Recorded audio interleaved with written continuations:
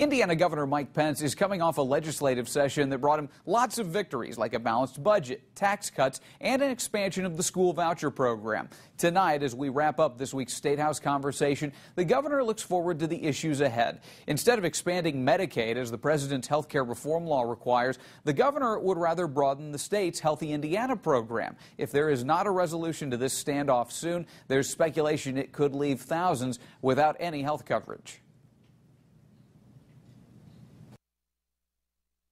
Now, is it true, if there's no resolution to this, that thousands of people in Indiana could be without health care at the end of June? We're continuing to work very closely with federal officials about renewing the Healthy Indiana plan, and we're working in good faith. This is a waiver the state's been given before, and we're cautiously optimistic that we'll be able to renew that plan. Look, there's really two pathways forward in health care in this country.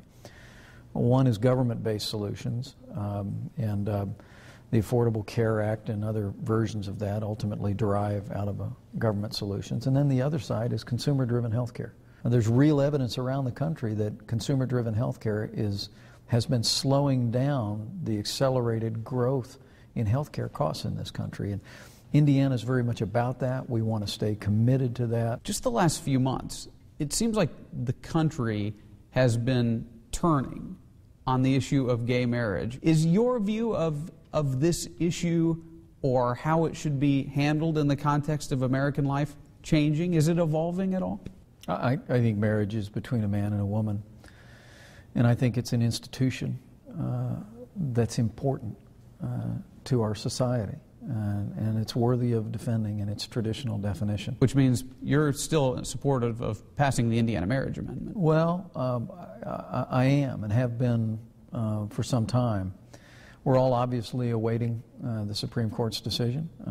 We expect a decision this year, and we'll make a final decision on what the best course of action is for Indiana. But I'm someone that believes that marriage matters, and that while we respect the choices of every individual and respect the dignity of every person, I'm someone who believes in traditional marriage and will continue to hold that view for as long as I'm in public life. Speaking of marriage, tell me about the red phone on your desk. Well, there's only one person in the world that has that phone number. It was a gift from my wife at my first Christmas after being elected to office. Because, you know, when I first arrived on Capitol Hill, not everybody walked around with cell phones every day.